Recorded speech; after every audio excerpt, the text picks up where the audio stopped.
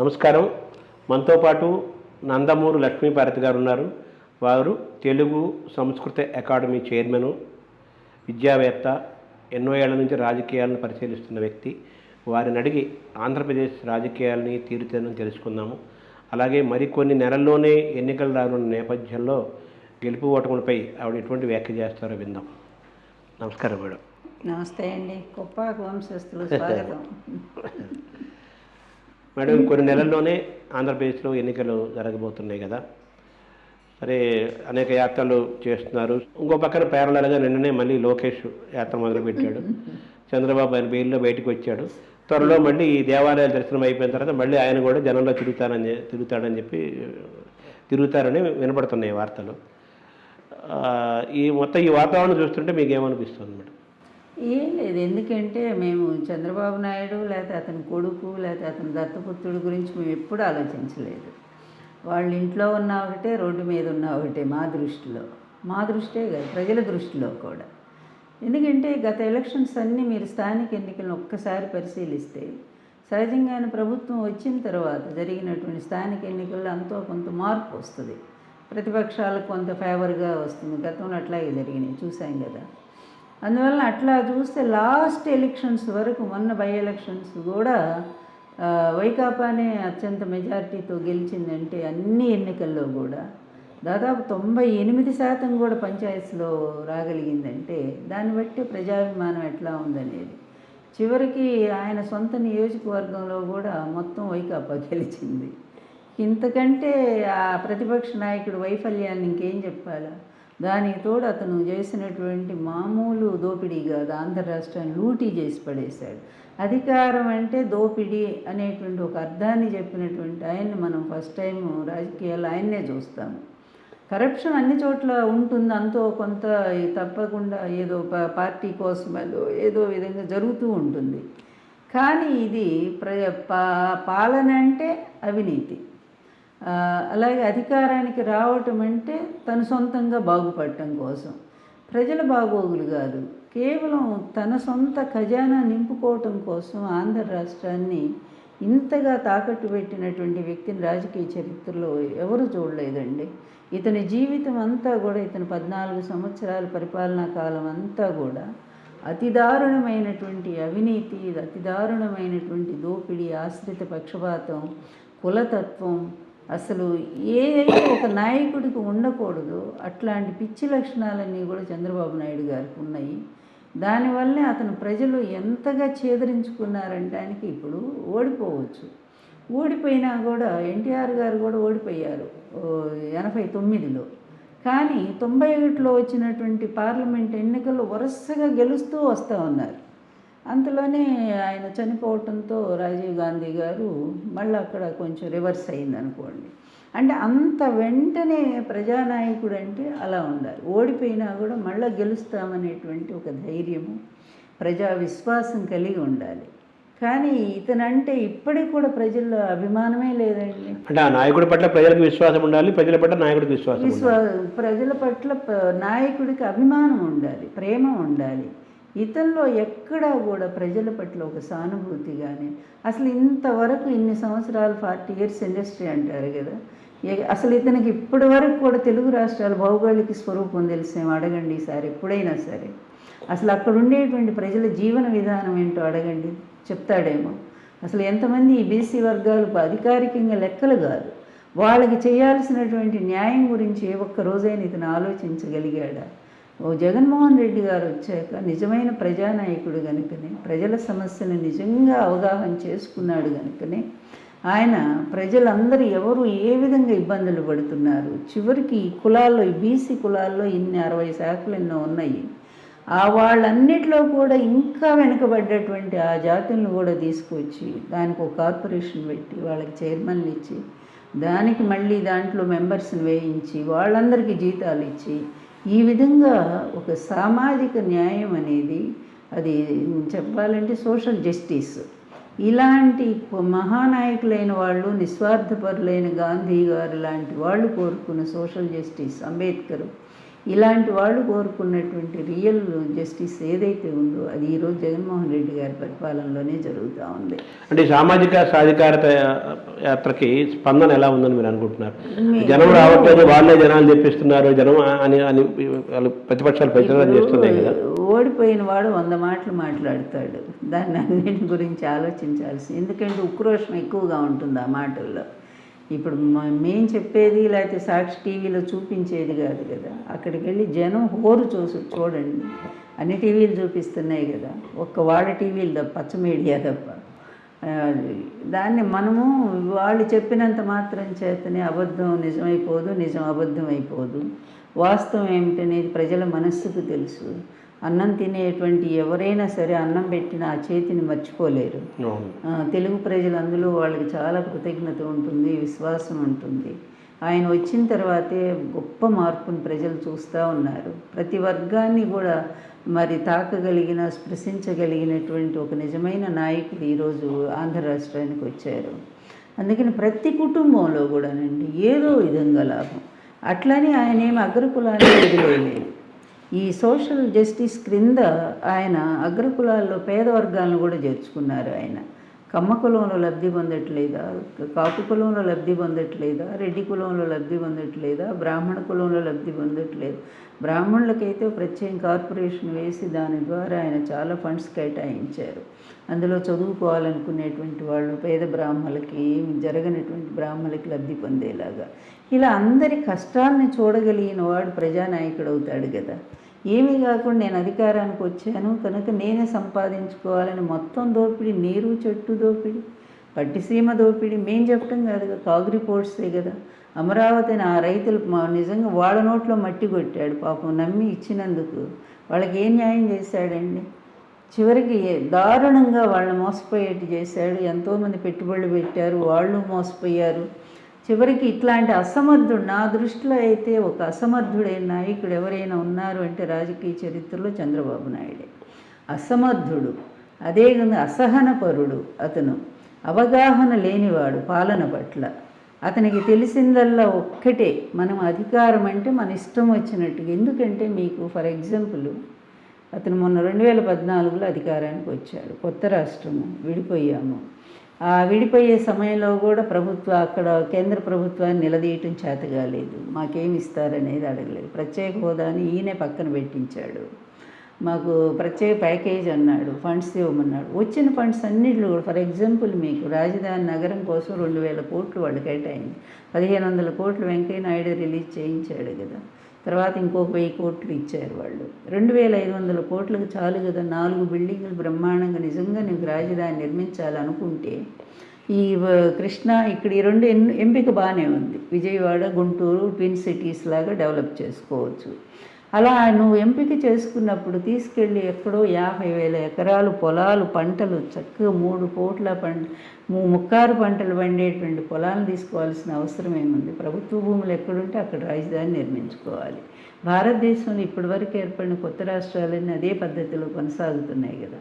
రాష్ట్రం విస్తృతి పెరిగే కొంది, రాజధాని నగరం పెరిగే కొంది భూములను అప్పుడు తీసుకోవచ్చు, తప్పేం కాదు.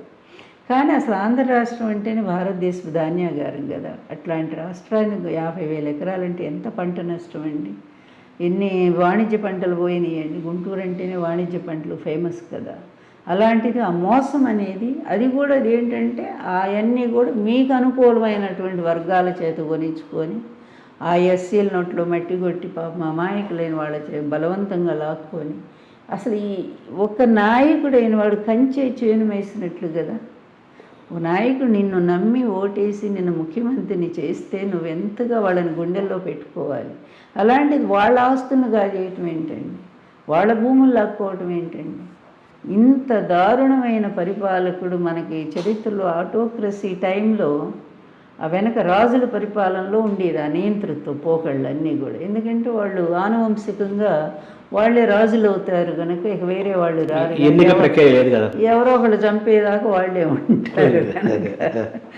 కానీ ఇది డెమోక్రసీ కదా. ఈ టైంలో కూడా ఆటోక్రసీ విధానాన్ని ఇతను పాటించాడండి. ఒక అహంకారి, తన కులం తప్ప ఇతర కులాలను అతను గౌరవించడు. ఎవరన్నా కూడా గౌరవం. ఇక క్రింద అణగారిన వర్గాలంటే అసలు ఆ దరిదాపుల్లోకి కూడా రానివాడు. తన పక్కన కూడా కూర్చొనివాడు. లోకేష్ యాత్రలు చేస్తున్నాడు, నిన్న మళ్ళీ మొదలు పెట్టాడు కదా. లోకేష్ యాత్ర ప్రభావం ఏమైనా ఉంటుందా?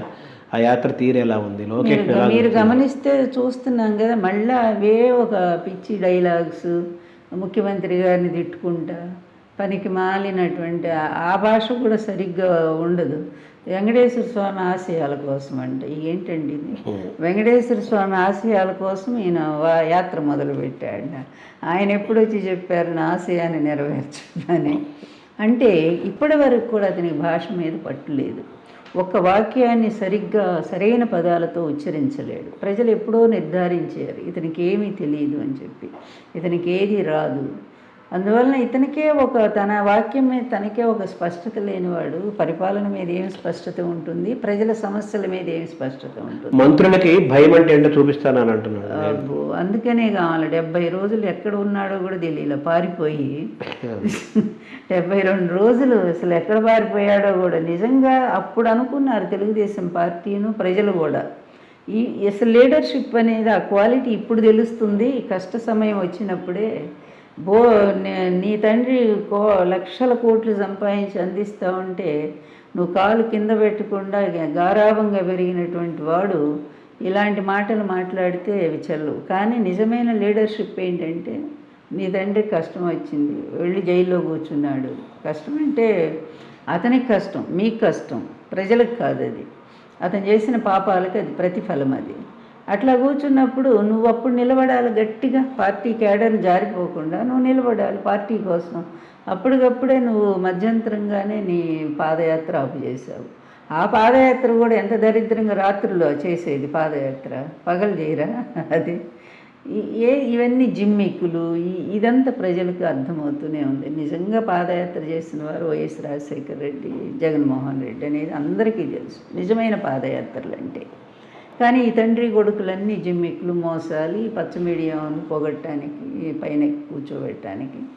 అలాగే ఇతనికి ఏ విధంగా కూడా క్వాలిటీస్ లేనటువంటి వ్యక్తి. రాజకీయాలకు కాదు కదా, కనీసం దేనికి కూడా పనికిరాని పరిణితి రాలేదు అంటారు. ఇప్పుడు పరిణితి అనేది ఇంకా రాలేదు, మెచ్యూరిటీ రాలేదు, ఇంకా అసలు రాదు కూడా, ఈ జన్మకు రాదు. ఎందుకంటే అతను ఆ విధంగా తీర్చిదిద్దబడిన వ్యక్తి. అతను ఆ విధంగానే పుట్టాడు అంతే, దాన్ని తప్పుపట్టలేం మనము. ఎందుకంటే అతని జన్మే అట్లాంటిది. అతనికి ఏ విధంగా కూడా అతని బ్రెయిన్ అంతకు మించి ఎదగదు, అంతకంటే పని చేయదు. ఒక్క దాంట్లో మాత్రం అతను చాలా నిష్ణాతుడు. ఒక్క విషయం మనం అంగీకరించాల్సిందే, ఆ విషయంలో ఇంకెవరు అతనితో కంపేర్ చేసేవి కూడా లేదు అసలు. దేంట్లో అంటే కరప్షన్లో తండ్రిని మించిపోయిన కరప్షన్ చేశాడు అతను. ఎలా డబ్బులు వసూలు చేసుకోవాలో అతనికి తెలిసినంత ఆ విద్య ఇంకెవరికి తెలియదు. ఒక కానిస్టేబుల్ ఉద్యోగం ఇచ్చి కూడా అతని నుంచి ఎలా లంచం తీసుకోవాలో తెలిసినటువంటి వ్యక్తి లోకేష్. అసలు ఎందుకండి ఈ తండ్రి కొడుకులు లేకపోతే ఈ దత్తపుత్రుడు వీళ్ళకి ఏంటండి? ఏ విధంగా ఇక్కడ ఉండరు, ఈ రాష్ట్రంలో ఉండరు, ఎక్కడో హైదరాబాద్లో మీ మకాం ఉంటుంది, ఏదో వలస పక్షుల్లాగా అప్పుడప్పుడు వస్తారు. కరోనాలో ఎక్కడ పోయారండి మీ ముగ్గురు? ఎక్కడైనా కనిపించారా? ప్రజలు అల్లాడిపోయారే, వేల మంది చనిపోయారే, తిండి లేక అల్లాడిపోతున్న క్రింది వర్గాల వాళ్ళు ఎవరండి? ఒక తల్లిలాగా ఆదుకుంది జగన్మోహన్ రెడ్డి గారే కదండి.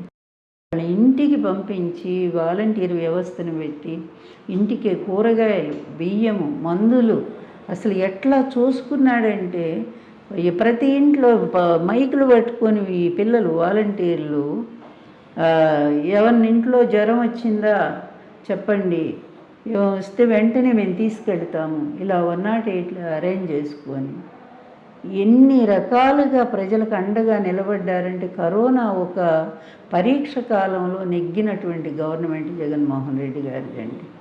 అంతేకాదు ఆర్థికంగా పూర్తిగా కృంగిపోయి ఉన్న పరిస్థితి. అంతకుముందు మీ బాబు కొడుకులు మొత్తం లూటీ చేసిపోయారుగా, 100 కోట్లు మాత్రమే ఉంచారుగా ఖజానాలో. అలాంటి పరిస్థితుల్లో ఈ ఆర్థిక పరిస్థితిని, ఆర్థిక ఇబ్బందిని ఎదుర్కోవటం సామాన్యుడి వశం అవుతుంది. అది అతను మేధావి కనుకనే ఎంత జాగ్రత్తగా ప్లాన్ చేసుకొని కరప్షన్ ముందు నివారిస్తే ప్రజల సొమ్ము ప్రజలకు చేర్చడానికి అవకాశం ఉంటుంది. అంత కరోనా టైంలో ప్రపంచ దేశాలే డీలా పడిపోయినాయి ఆర్థిక వ్యవస్థలో. అమెరికా లాంటి దేశం కుదేలేని, బ్యాంకులు మూతపడి పరిస్థితి వచ్చింది. అట్లాంటి పరిస్థితుల్లో ఆంధ్ర రాష్ట్రాన్ని నిలబెట్టి ఈరోజు జిఎస్టీలో నంబర్ 1 స్థాయిలో నంబర్ 1లో ఉన్నాము జిఎస్టీ చెల్లింపుల్లో. అంటే ఎట్లాంటి పరిపాలన ఈ రాష్ట్రానికి అందితే ఇంత పురోగతి సాధించిందండి. ఒకవైపు ఈ ఆర్థిక సమస్యల్ని చేసుకుంటూ, ఇంకొక వైపు అభివృద్ధి పదంలో ఆంధ్ర రాష్ట్రాన్ని ముందుకు నడిపించుకుంటూ ఎంతోమందిని మరి ఆహ్వానించి ఈ పెట్టుబడిదారుల్ని వాళ్ళ చేత పెట్టుబడులు పెట్టించి అవన్నీ చాలా ప్రారంభమైనవి, కొన్ని తుది దశకు వచ్చాయి, ప్రారంభం కాబోతున్నాయి.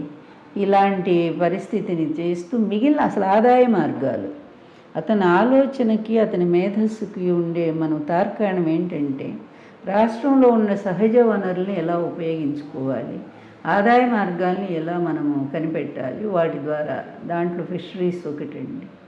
తర్వాత ఇప్పుడు మనకున్నది ప్రధానంగా ఏంటంటే తీర ప్రాంతము, దాదాపు 900 కిలోమీటర్ల పైనే ఉండే తీర ప్రాంతం. ఈ తీర ప్రాంతం ద్వారా మనం ఎట్లా డెవలప్ కావచ్చు. ఇక హైదరాబాద్ అనేది మర్చిపోండి, ఆయన అనుకున్నది అయిపోయింది, ఇంకా అది గతంలో అయిపోయింది. హైదరాబాద్ గురించి ఆలోచించదు. మన ఆంధ్రప్రదేశ్ని మనం ఎట్లా నిలబెట్టుకోవాలి, తొందరగా ఏది మనం కూడా ఒక రాజధాని త్వరగా డెవలప్ అవ్వడానికి అవకాశం ఉంటుంది, దాంతోపాటు ఇతర ప్రాంతాలను కూడా మనం ఎట్లా డెవలప్ చేసుకోవాలి అనే ఒక నిర్మాణాత్మకమైన ఆలోచన విధానంలో ఆయన ఈ వికేంద్రీకరణ పద్ధతి తీసుకొచ్చారు. ఆయనకి ఇందులో ఏ స్వార్థం లేదండి, ఏ విధమైన కరప్షన్ ఆంధ్ర రాష్ట్రంలో లేదండి. మొత్తం కూడా పారదర్శకమైనటువంటి ఒక పరిపాలనా విధానంలో ఎప్పుడైతే కరప్షన్ లేదో నీకు పరిశ్రమలు వస్తాయి ఆ రాష్ట్రానికి. దోపిడీ ఉన్న చోట ఎట్లా వస్తాయి, భయపడి పారిపోతారు. గతంలో అదే జరిగింది.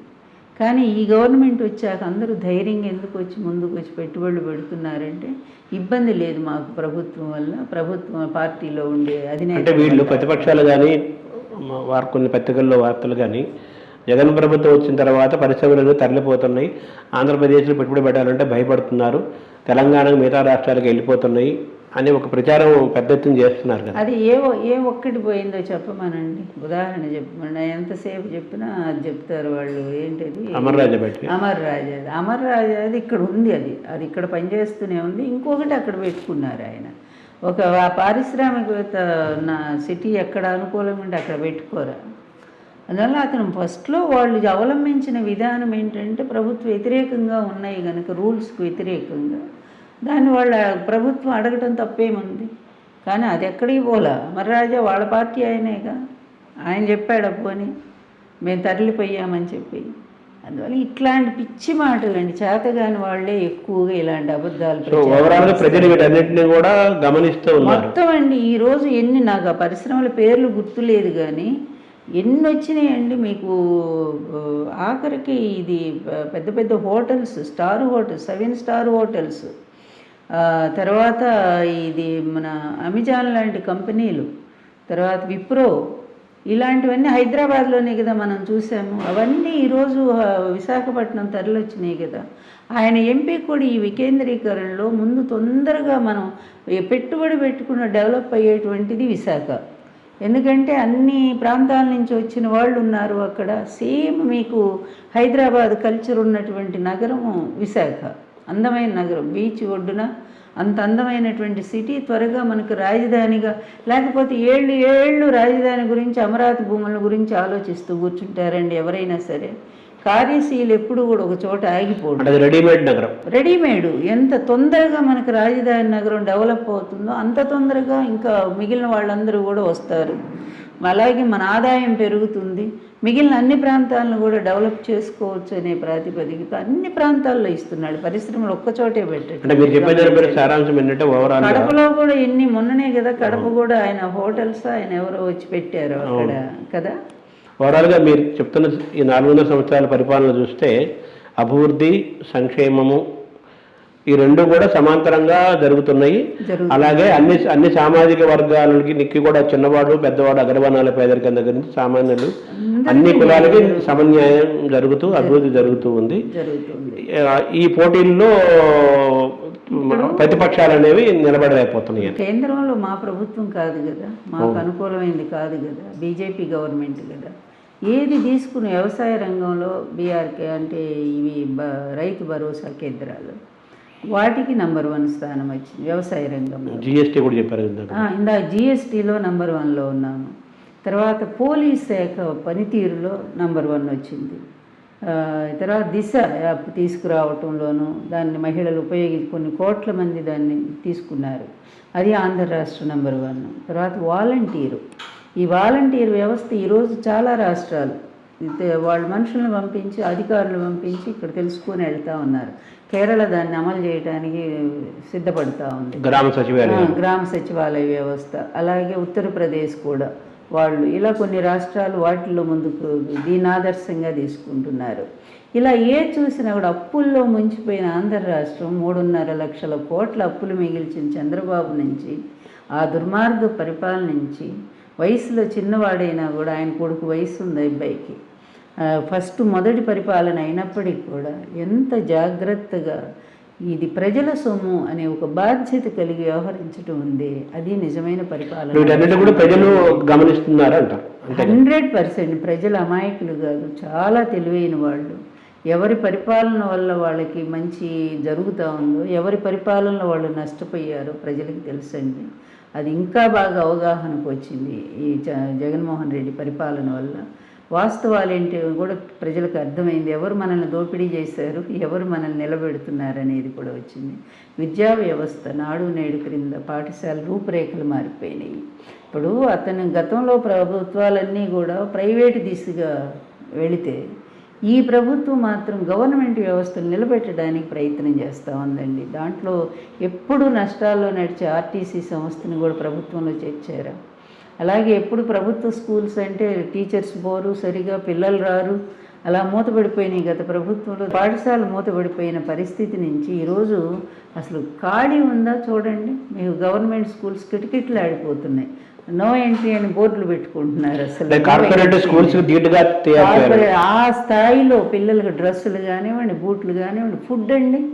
మీకు అసలు ఇంకా ఈ ప్రైవేట్ స్కూల్స్ హాస్టల్ సరైన ఫుడ్డే లేక పిల్లలు దబ్బున పడుతుంటారు. కానీ ఇక్కడ పిల్లలకు ఆరోగ్యకరమైనటువంటి ఆహారాన్ని రాగి జావతో సహా అందిస్తూ ఒక్కటే చూశారండి ఆయన. ఆరోగ్యమైన సమాజం రావాలంటే 2 విద్య, ఆరోగ్యం. ఈ 2 బాగున్నప్పుడు అది ఒక రాష్ట్రం అనేది చాలా ఆరోగ్యప్రదంగా ముందుకు సాగుతుంది అని. అందుకే పోషకాహారం, దానికి తోడు హాస్పిటల్స్ అండి ఎంత బాగా రన్ అవుతున్నాయి. దానికి తోడు 17 మెడికల్ కాలేజీలు చరిత్రలో ఎక్కడైనా ప్రభుత్వం మెడికల్ కాలేజీలు 17 తీసుకురావడం అంటే చరిత్రలో విన్నామా మనము? ప్రైవేటీ కాదు ఇవి, ప్రభుత్వం తీసుకొస్తున్నటువంటి. దాని ద్వారా ఎంతమంది పేదలు లబ్ధి పొందుతారండి. దానికి తోడు పల్లె వైద్యం. ఒక డాక్టర్ ఇంటికే వెళ్ళి వారానికి 2 రోజులు ఏమేమి జబ్బులు ఉన్నాయో వాళ్ళని పరీక్ష చేసి అక్కడే సాధ్యమైన మందులు ఇచ్చి, సాధ్యం కానీ పైకి రాసి ఇంత కేర్ తీసుకుంటున్నారంటే, తల్లిదండ్రి కూడా పిల్లల్ని అంత కేర్ తీసుకోరండి. రాష్ట్ర ప్రజలందరినీ తను పిల్లలుగా భావించి ఈరోజు పరిపాలన సాగుతూ ఉంది. అంటే అప్పుడు ఆంధ్రప్రదేశ్ నుంచి ఆరోగ్యప్రదేశ్ వైపు అడుగులు వేయటమే కాదు, దాంట్లో నిలబడింది కూడా ఈరోజు ఆంధ్రప్రదేశ్. నిజంగానే వైజాగ్ ప్రభుత్వం తరలి వెళ్ళిన తర్వాత వెళితే మాత్రం ఇంకా చాలా మంచి మెరిట్స్ చూస్తామండి ఆంధ్రప్రదేశ్ని. తొందరలోనే హైదరాబాద్తో ధీటైనటువంటి ఒక రాజధాని నగరంగా విశాఖపట్నం వస్తుందనే మాట వస్తుంది.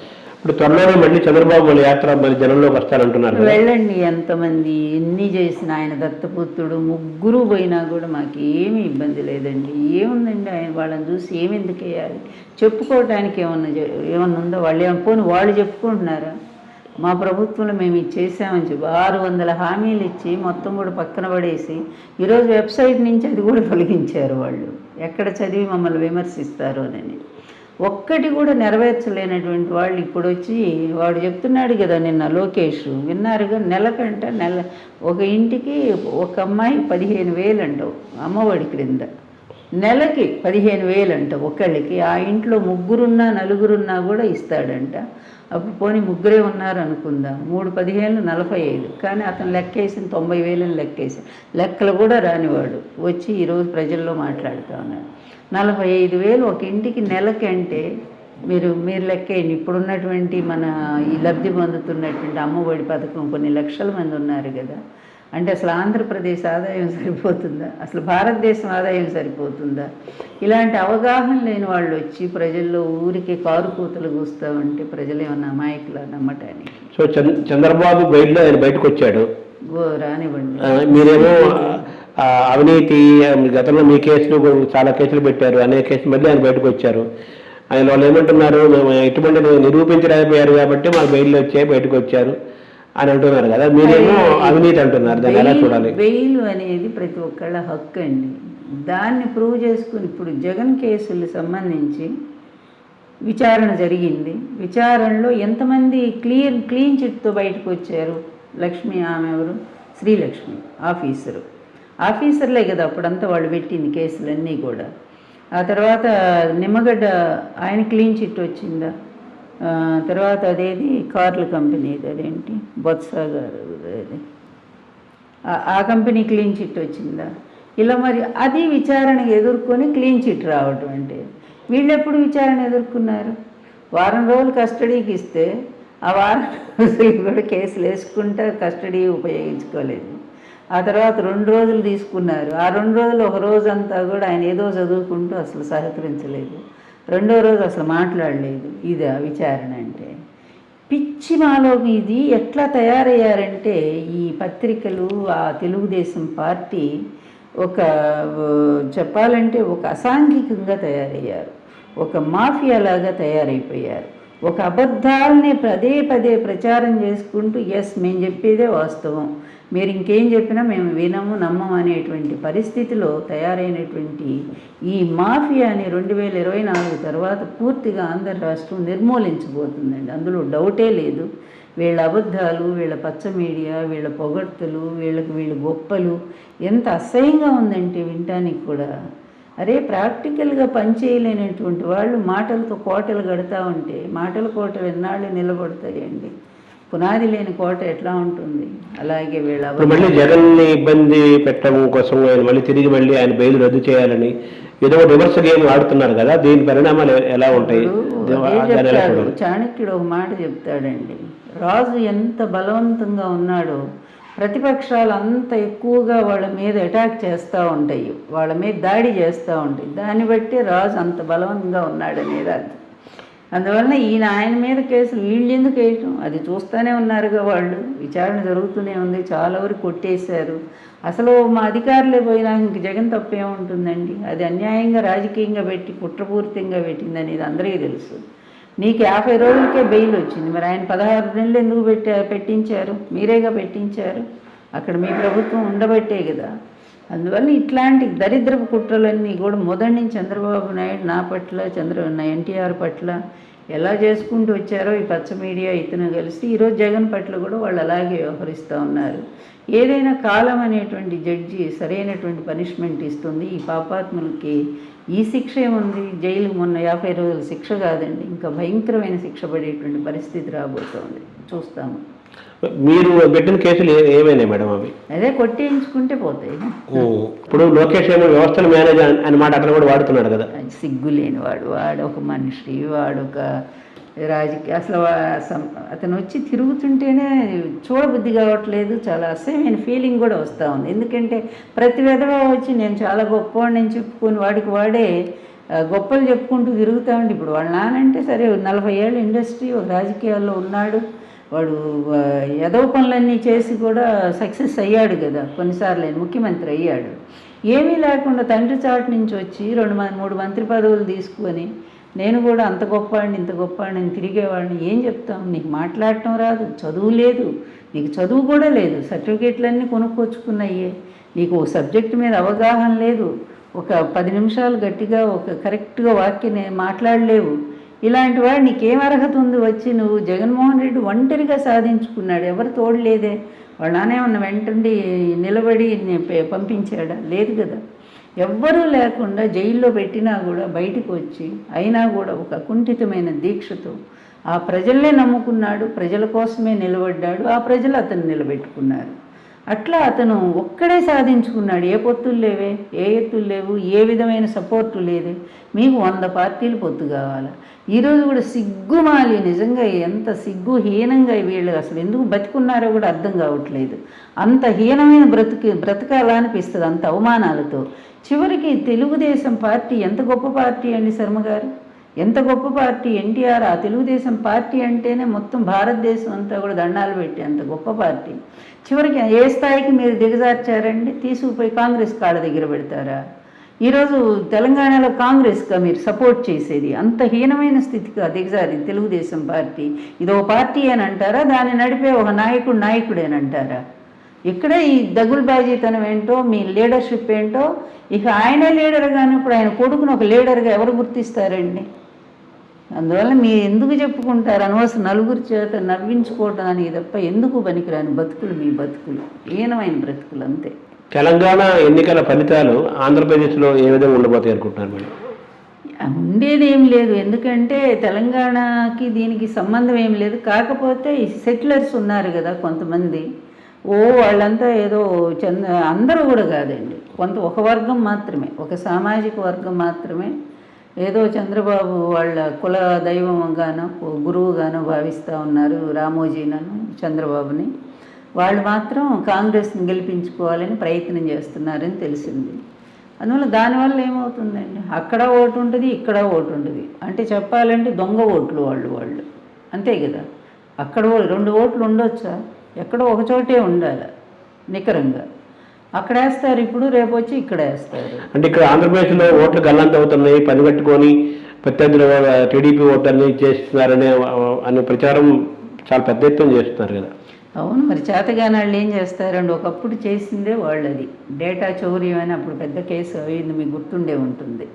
మొత్తం అక్కడ ఒక ప్రైవేట్ సంస్థ ద్వారా ప్రజలందరి వివరాలను సేకరించి డేటా, దాంట్లో దాదాపుగా అప్పుడే ఒక 40-50 లక్షల ఓట్లు తొలగించారు. ఏది ప్రతిపక్షాల వాళ్ళవి తొలగించారు. ఇంతెందుకు కుప్పం చూస్తే, కుప్పం నియోజకవర్గంలో దొంగ ఓట్లు ఎక్కడియండి? పక్కన ఉన్నటువంటి తమిళనాడు రాష్ట్రానికి 50,000 ఓట్లు చేర్పించుకున్నాడంటే పక్క రాష్ట్రం ఓట్లు. ఈ దొంగ బతుకు అక్కడే తెలుస్తూ ఉంది. జగన్కి అవసరం ఏముందండి? అతను రాజమార్గం, జగన్ అనేది ఓపెన్గా ప్రతిదీ కూడా సూటి మనిషి అండి. అతను స్ట్రైట్గా ఉంటాడు, సిద్ధాంతానికి కట్టుబడ్డాడు. అతను అబద్ధాలు చెప్పడు. తను ఏం చేస్తానంటాడో అదే ఏం చెప్తాడో అదే చేస్తాడు. ఆ మాటకి కట్టుబడేటువంటి మనిషి కనుకనే ప్రజలకు అంత నమ్మకం. మీ దొంగ బతుకులు ఓట్లని దొంగ ఓట్లు చేర్పించిందే మీరు. ఆ రోజు ఆ విధంగా డేటా చౌర్యం చేసిందే మీరు. ఈరోజు అవన్నీ కూడా దొంగ ఓట్లు తొలగించి, ఇక పైగా అసలు ఇప్పుడు ఏముంది, ఎలక్షన్ కమిషన్ కదా చేసుకుంటా ఉందండి. ఎలక్షన్ మీరు ఏదన్నా ఎక్కడన్నా తేడా వచ్చిందంటే ఎలక్షన్ కమిషన్ ఫిర్యాదు చేయండి. వాళ్ళే కదా ఇప్పుడు చేయిస్తూ ఉన్నారు, ఓటింగ్ సర్వే చేయిస్తుంది వాళ్ళే కదా. వాళ్ళకి ఫిర్యాదు చేయండి ఇక్కడ దొంగ ఓట్లని. లేదు ఇక ఇదిగో ఈ ఓట్లు దొంగ ఓట్లు అని చెప్పి ఒక ఓపెన్గా చెప్పండి. అట్లా చెప్పరు. ఇవన్నీ కూడా ఒకటేనండి, దోపిడీదారిని, ఆ దొంగని మళ్ళా అధికారంలో తీసుకురావాలని పచ్చ మీడియా ప్రయత్నం చేస్తుంది. దాంట్లో ఈ జగన్మోహన్ రెడ్డి గారి ప్రభుత్వం మీద విషం గొక్కుతున్నారండి. ప్రతిదీ కూడా ఆ రామోజీ గారికి ఏం పోయే కాలం అండి, 90 ఏళ్ల వయసు వస్తూ ఉంది. ఇప్పుడైనా కాస్త జ్ఞాన మార్గం, కాస్త దైవభక్తి లేదు, నీకు దైవం మీద నమ్మకం కట్టావుగా, చుట్టూ గుళ్ళు కట్టావుగా, ప్రజల సొమ్మంతా దోపిడీ చేసి, కనీసం ఆధ్యాత్మిక మార్గంలో ఇంకా ఇన్నాళ్ళు పాపాలు చేశాను, అయిపోయింది నాకు జీవితం, ఈ చివరి క్షణాలైనా నేను ప్రశాంతంగా ఆధ్యాత్మిక మార్గంలో చేసిన తప్పులన్నిటి ఒప్పుకొని ప్రాయశ్చిత్తం పొంది మానసికంగా నేను వీటన్నిటిని లౌకిక వ్యవహారాలు విడిచిపెట్టి నేను జీవించాలి అనుకునేటువంటి ఆ జ్ఞానం రానప్పుడు, thou shouldst not have been old before thou hadst been wise అంటాడు ఎవరు, షేక్స్పియర్ అంటారు ఒక మాట. నువ్వు వయస్సుతో ఎంత తాడి చెట్టు పెరుగుతుంది, ఎన్నో ఏళ్ళు పెరుగుతుంది, ప్రయోజనం ఏంటి? అందువల్ల వయస్సుతో కాదు, జ్ఞానంతో వృద్ధుడివిగా, జ్ఞానం కలిగినప్పుడు మాత్రమే నీకు ఆ మెచ్యూరిటీ వచ్చినప్పుడు. మంచి చెడు విచక్షణ లేదా? అన్నమేగా మనం తింటున్నాం, గడ్డి కాదుగా తింటున్నాం. అన్నం తినేటప్పుడు మంచి ఏదో చెడేదో రెండు విభజించి రాయి. ఇక్కడ మంచి జరిగింది, ఇప్పుడు ఇన్ని మంచి పనులు జరుగుతున్నాయి ఆంధ్ర రాష్ట్రంలో, అవి ఎప్పుడన్నా రాసావా? ఇంతమంది 35 లక్షల మందికి ఇళ్ల స్థలాలు ఇచ్చారే, ఎక్కడన్నా జరిగిందా చరిత్రలో? వాళ్ళకి స్వయంగా ప్రభుత్వమే ఇళ్ళు కట్టిస్తూ ఉంది. ఎవరన్నా చేశారా అట్లాగా? అధిక భారం పడుతున్నా కూడా ప్రజలకు ఇబ్బంది కలగకుండా ప్రతి ఒక్కరు జేబులో డబ్బులు ఉండేటట్టు చేశాడు. అందుకనే కదా జిఎస్టీ కట్టగలుగుతున్నాము. అసలు కరువు మండలాలు మీ టైంలో 33 కరువు మండలాలు ఉండేవి. ఈరోజు ఎన్ని ఉన్నాయి కరువు మండలాలు? ఎక్కడన్నా ఒక్కటన్నా అనౌన్స్ చేశారా ఇది కరువు మండలం అని? అందువల్ల మీరు మళ్ళీ జగన్ ఎందుకు రావాలి, జగన్ను మళ్ళీ ఎందుకు గెలిపించాలనే దానికి మొత్తం మీరు కంప్లీట్ ఉదాహరణ మీరు చెప్పిన అన్నీ చాలు ఉదాహరణ. ఎందుకు మళ్ళీ జగన్ రావాలంటే ఇందుకే రావాలి. జగన్ వస్తే విద్యా వ్యవస్థ బాగుపడుతుంది, జగన్ వస్తే అణగారిన వర్గాలకు న్యాయం జరుగుతుంది. ఎందుకంటే పదవుల్లో కూడా 50%, 60% అన్ని కులాలకు ఇచ్చారు కదా. ఇట్లా ఎప్పుడైనా జరిగిందా జస్టిస్? ఎప్పుడు జరగల వాళ్ళకి. ఇప్పుడు ఫస్ట్ టైం ఇంత స్థాయిలో వాళ్ళకి పదవులు వచ్చినాయండి. అందువల్ల నిజమైనటువంటి అతను విజనరీ అతనేనండి నా దృష్టిలో.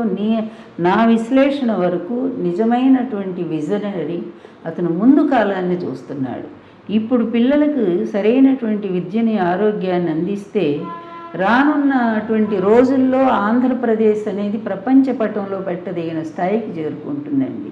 విద్యలో 100% ఆంధ్రప్రదేశ్, ఆరోగ్యంలో 100% ఆంధ్రప్రదేశ్, ఒక మంచి సమాజంలో తయారు చేసినటువంటి క్రెడిట్ ఆంధ్రప్రదేశ్. ఈ విధంగా అట్లాంటి ఒక పరిస్థితే కాకుండా ఇప్పుడున్నటువంటి ఈ పిల్లలకి ఒక గొప్ప భవిష్యత్తును కల్పిస్తున్నాడు. అది దర్శనం అంటే. మనం దర్శనాలు చదువుకున్నాం కదా.